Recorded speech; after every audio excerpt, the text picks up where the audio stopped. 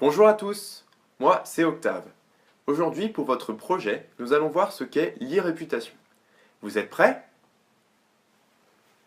C'est parti! Je vais vous parler de l'e-réputation. Tout d'abord, cette e-réputation s'écrit avec un E devant car le E est l'abréviation de électronique ou de en ligne. L'e-réputation est donc la réputation sur Internet. Pour faire simple, l'e-réputation peut se définir par l'image d'une entreprise, d'une marque ou d'une personne que se font les internautes, les utilisateurs d'Internet. L'e-réputation est alimentée par tout ce que l'on dit ou ce que l'on fait sur le web.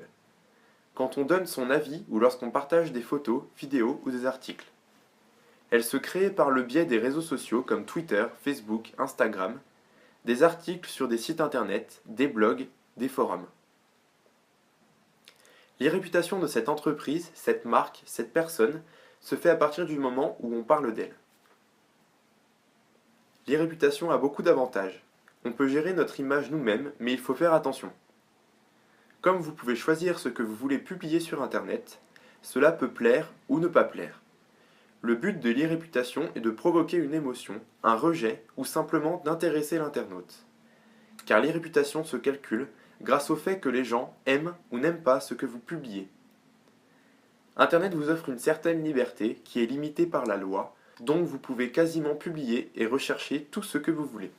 Par exemple, un opérateur téléphonique français, suite à une crise au niveau de ses prix, a décidé de répondre aux accusations par le biais des réseaux sociaux en tournant des vidéos comiques pour désamorcer les tensions. Mais l'e-réputation a aussi plusieurs risques car il ne faut pas publier de mauvaises choses sur Internet. L'image de la personne, la marque ou l'entreprise est en jeu car vous possédez une réputation que vous le veuillez ou non. Cette réputation n'est pas en jeu seulement par ce qui est publié ou partagé sur Internet, mais aussi ce que vous faites. Par exemple, si une marque de voiture ment sur ses produits et que cela est découvert, l'information révélée sur le net est vue de tous très rapidement. Sa réputation devient donc entachée et les gens en ont une mauvaise image. C'est pourquoi il faut que vous fassiez attention à ce que vous publiez sur Internet. Créer son blog est un vrai passe-temps, il faut s'en occuper et publier ce qui vous plaît ou vous déplaît. Donc, quand vous faites un blog, pensez à votre réputation, mais surtout à votre e-réputation. Celle-ci peut vous apporter de mauvaises choses si vous ne la maîtrisez pas.